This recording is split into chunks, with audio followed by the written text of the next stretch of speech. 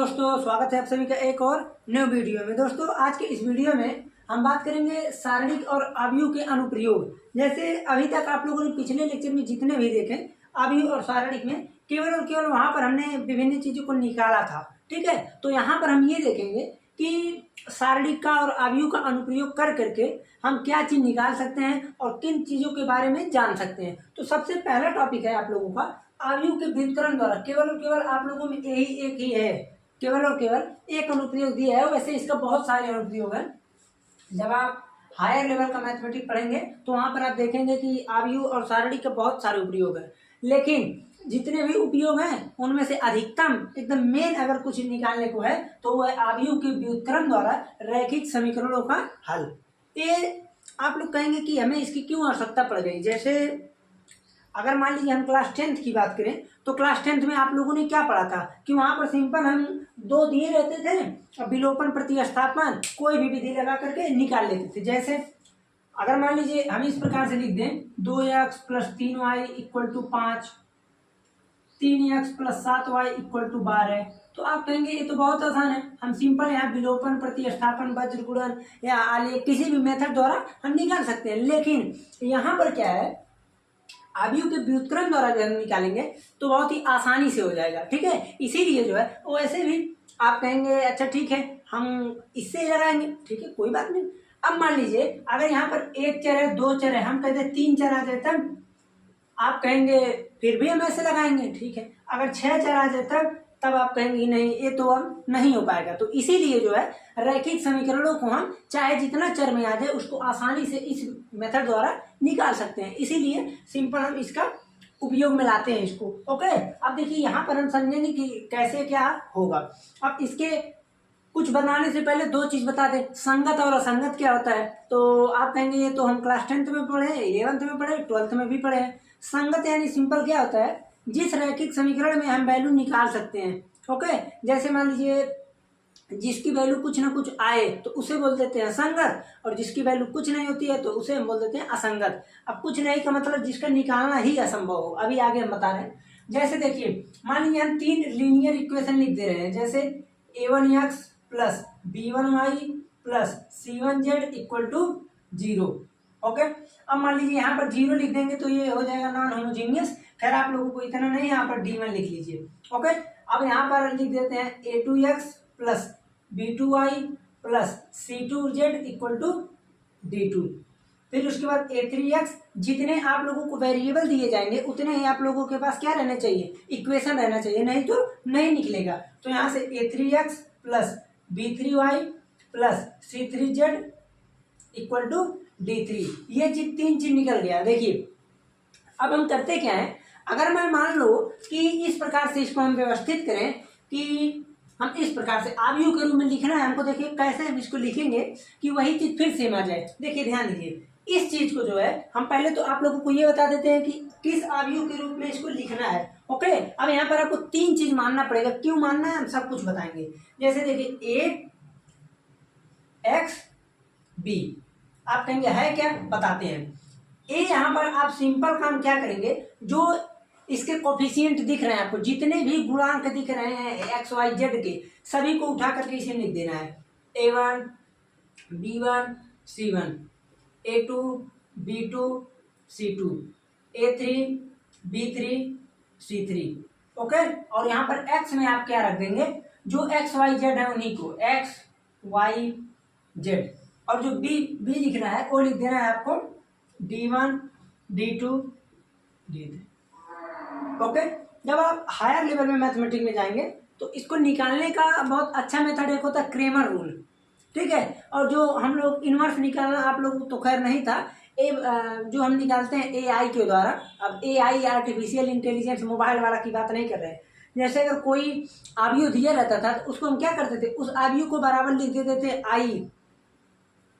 जैसे मान लीजिए हम अगर इस प्रकार से कह दें कि 2 5 7 0 को इनवर्स निकालिए, तो आप इसका इनवर्स अगर निकालते हैं तो किस प्रकार से निकाल सकते थे, इसी को आप लिख देते हैं बराबर 1 0 0 1 और यहाँ पर लिख देते हैं a। ओके, तो इस अवयव को हम इस रूप में ट्रांसफर करते तो हमको यहाँ नया मिल जाता। खैर आप लोगों में नहीं पढ़ना था, कुछ चीज पहले था पहले बहुत कुछ आप लोगों में अच्छा था, बहुत हम समझ लीजिए सौभाग्यशाली थे कि हम पढ़ लिए थे वो सब चीज़।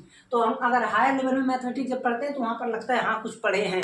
ओके, तो देखिए ये 3 चीज़ मानना है। क्यों मानना है सुनिए ध्यान से। अगर मैं मान लीजिए इसका रो टू कॉलम मल्टीप्लाई करूँ तो देखिए A1 x, B1 y, C1 z, A2 x, यही सेम चीज मिलेगा। अब बराबर है D1 D2 D3 के, तो इसलिए यहाँ से हम इसको लिख देंगे कि A बराबर इतना मान लिए, B बराबर इतना, C बराबर, अलग अलग हम इस चीजों को मान लिए। ठीक, अब यहाँ से हम देखेंगे तो हमको एक चीज समझ में आ जाएगा कि हम इसको इस प्रकार से लिख सकते हैं। जैसे देखिए इसी को निकाय, अगर निकाय की बात करें तो AX इक्वल टू B, तो यहाँ से AX इक्वल टू B जब हम लिख देंगे इसको तो एक इस प्रकार से हो जाएगा। देखिए A1 A2 A3 B1 B2 B3 C1 C2 C3। Okay, ये हो गया। और x की जगह पर XYZ रखा जाएगा और यहाँ पर रखा जाएगा D1 D2 D3। ओके, देखिए ये 3 चीज आसानी से निकल गया। अब यहाँ से हम आपको बता देते हैं यानी निकालेंगे कैसे, वैल्यू कैसे निकलेगा। अब देखिए ये चीज तो हम एकदम अच्छे तरीके से आसानी से समझ लिए कि यहाँ पर जब ये चीज है तो हमको A मानेंगे, X मानेंगे, B मानेंगे, फिर उनको एक सिस्टमेटिक रूप में AX इक्वल टू B के फॉर्मेट में हम इसको क्या कर देंगे, एक प्रकार से जमा देंगे। Okay, AX equal to B के फॉर्म में। अब देखिए जब AX इक्वल टू B आ गया तो अब इसको निकालेंगे कैसे, तो बहुत ही सिंपल काम है। A इनवर्स से अगर हम इधर मल्टीप्लाई करें तो इसको सॉल्व करने के बाद हमारे पास एक चीज बचेगा जिसे हम लिख सकते हैं x बराबर, इसे हम इस प्रकार से लिख सकते हैं x बराबर A इनवर्स B। इसे जब हम आगे सॉल्व करेंगे तो x बराबर A इनवर्स B हमारा फार्मूला भी है, और इसी फार्मूले की मदद से हम आसानी से कोई भी अगर मान लीजिए दिया है रैखिक समीकरण हल करने के लिए तो हल कर सकते हैं बहुत ही आसान तरीके से। अब देखिए करना क्या है, जो आप लोगों को A आव्यूह है उसी का इन्वर्स निकाल दीजिए, B से मल्टीप्लाई कर दीजिए। जैसे ही मल्टीप्लाई करेंगे तो आपको कुछ ना कुछ वेरिएबल एक मैट्रिक्स में मिल जाएगा, तो बराबर आव्यूह का मेथड लगा करके x का वैल्यू रख के बराबर निकाल लेंगे। ओके, तो देखिए इतना ही केवल इसमें आपको समझना था। पहला काम क्या, अगर कोई भी लीनियर इक्वेशन है तो यहाँ से A मानेंगे। A क्या होता है, सभी कोफिशिएंट को A मान लेते हैं और जो वेरिएबल है उन्हें x मान लेते हैं और जो यहाँ पर कांस्टेंट टर्म है उन्हें B मान लेते हैं। उसके बाद यहाँ पर फॉर्मेट में हम इसको सेटल कर देंगे AX इक्वल टू B। अब देखिए एक चीज अगर आपको यहाँ पर थोड़ा सा कन्फ्यूजन लग रहा हो, कन्फ्यूजन यानी आपको ये लग रहा हो कि कैसे आया है, तो सुन लीजिए। जैसे देखिए इतने में हम इसको बता देंगे। यहाँ से हम लिखे हैं AX इक्वल टू B, हम कहें आप A इनवर्स से मल्टीप्लाई कर दीजिए तो A inverse AX equal to A inverse B। यहाँ से A इनवर्स और ये होता है I और I इंटू एक्स होता है X, तो यहाँ से सिंपल बच गया X बराबर A इनवर्स B। ओके, यहाँ से ये फार्मूला आया है। ओके, तो इस प्रकार से देखिए बहुत ही आसानी तरीके से हम कोई भी रहे अब यहाँ से कर सकते हैं। ओके, तो अब यहाँ से आप लोग करेंगे क्या, अगर मान लीजिए इसका हमको ये देखना कि निकलेगा व्युत्क्रमणीय है या नहीं है, तो वही काम डिटर्मिनेंट निकालेंगे। तो डिटर्मिनेंट निकालेंगे तो अपने आप पता चल जाएगा, ठीक है ना। और वैसे भी A इनवर्स का फार्मूला क्या होता है, आप कहेंगे कि adjoint of A by determinant of A और यहाँ से B आ जाता है।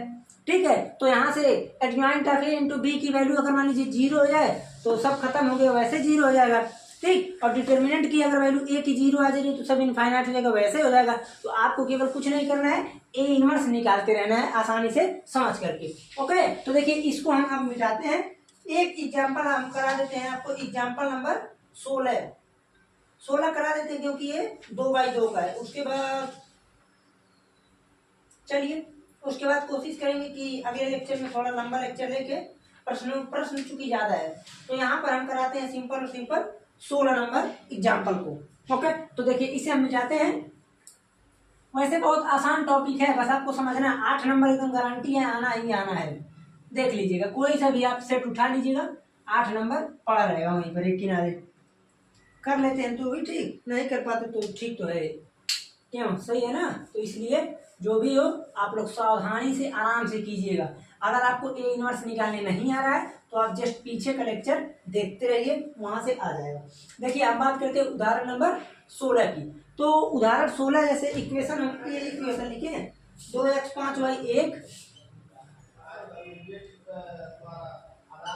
और दिया है 3x plus 2y 7, 2y equal to 7। अब इसे एकदम आप लोग आसानी से सावधानी से ध्यान पूर्वक समझिएगा। जैसे देखिए अगर मान लीजिए हमको कोई भी निकालना है x और y की वैल्यू, आप कहेंगे कि हमको भी उससे क्यों निकालें, हम सारणिक के द्वारा, हम वैसे भी तो निकाल सकते हैं।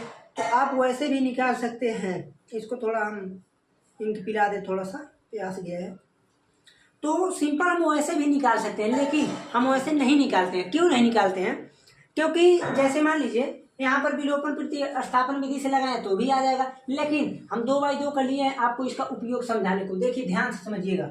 यहाँ पर हम क्या करेंगे, हम सबसे पहले काम ए मानेंगे। ए इक्वल टू आप कहेंगे 2 5 3 2, ये आ गया ए। फिर हम निकालेंगे x equal to X Y, फिर निकालेंगे b इक्वल टू 1 7, इतना आ गया। ओके, अब इसको हम फॉर्मेट में स्थापित कर देंगे, ax इक्वल टू b के फॉर्मेट में। तो यहाँ से एक चीज आ जाएगा हमको, हम ये देखेंगे कि यहाँ से 2 5 3 2, फिर उसके बाद यहाँ से आ जाएगा x y, फिर यहाँ से हम लिख लेंगे क्या चीज 1 7। देखिए यहाँ तक तो हमको लगता है किसी बच्चे को कोई समस्या नहीं आनी चाहिए, उसके बाद भी नहीं आनी चाहिए। क्यों? क्योंकि अब हम डायरेक्ट लिख देंगे x बराबर ए इनवर्स बी। ओके, अब ए इनवर्स हमको निकालना है, तो ए इनवर्स आप निकालिएगा कैसे? ए इनवर्स निकालने का 2/2 का अगर मैट्रिक्स है तो बहुत ही आसान आइडिया। करते क्या है, ए इनवर्स का फार्मूला होता है adjoint of A determinant of A, ये होता है इसका फार्मूला। तो एडजॉइंट ऑफ ए निकालने के लिए आवियों को उलट पुलट देंगे, इसको उल्टेंगे तो भी ये 2 ही आएगा, इसको माइनस कर देंगे तो -5 हो जाएगा और -3 हो जाएगा। देखिए अब जो बच्चा पिछला लेक्चर नहीं देखा होगा अब वो इसमें कमेंट करेगा कि हमको समझ में ही नहीं आया। तो बताइए हम क्या ही कर सकते हैं, पिछले 4 लेक्चर से हम आ रहे हैं, पर बोलते कि आप लोग इसको ऐसे ही निकलता है 2/2 का, इन दोनों को बदल देते हैं और यहाँ के चिन्हों को निगेटिव से मल्टीप्लाई कर देते हैं। अब डिटर्मिनेंट ऑफ ए कितना आएगा, आप कहेंगे 2 दूना है 4, 5 दिया है 15, 4 - 15 यानी -11, तो -1/11। अब माइनस का मल्टीप्लाई अगर कर दें तो 1/11 -2 5 3 -2।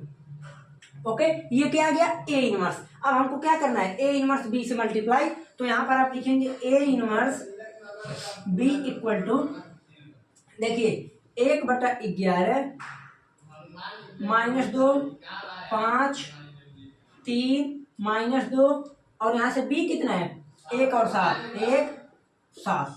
अब इसी को हमको सॉल्व करना है, तो जैसे ही हम सॉल्व करेंगे देखिए -2 और 7 बचे 35, तो -2 + 35 कितना होगा, लगभग 33 होना चाहिए।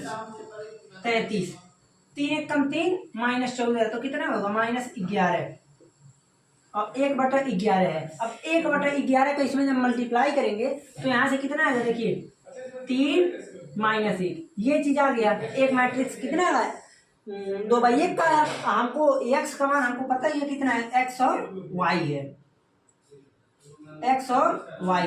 अब समान आव्यूह के द्वारा x का मान 3, y का मान -1। देखिए ये चीज आ गया ना, तो बहुत ही आसानी से आ जाएगा, बस आपको समझना है कैसे हो रहा है। अब मान लीजिए ये तो 2/2 का था, अगर 3 का रहेगा तो बहुत ही आसान है, सेम प्रोसेस से ऐसे करते हुए आसानी से आ जाएंगे, हमको x और y और z की वैल्यू मिल जाएगी। ठीक है, तो इसको हम यहाँ पर यहीं रहने देते, एक बार देख लें ड्यूरेशन।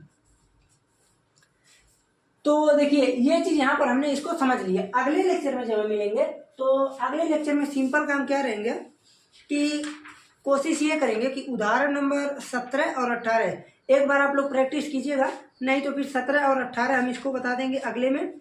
और प्रश्नावली के प्रश्न में ज़्यादा है, थोड़ा विविध प्रश्नावली में भी ज़्यादा है, ठीक है ना। तो जल्द से जल्द ही इसको हम खत्म कर देंगे, तो आप लोगों का चलेंगे पहले चैप्टर पर। ओके, तो आज के लेक्चर यहीं रहने चलते हैं, मिलते हैं फिर कल के लेक्चर में।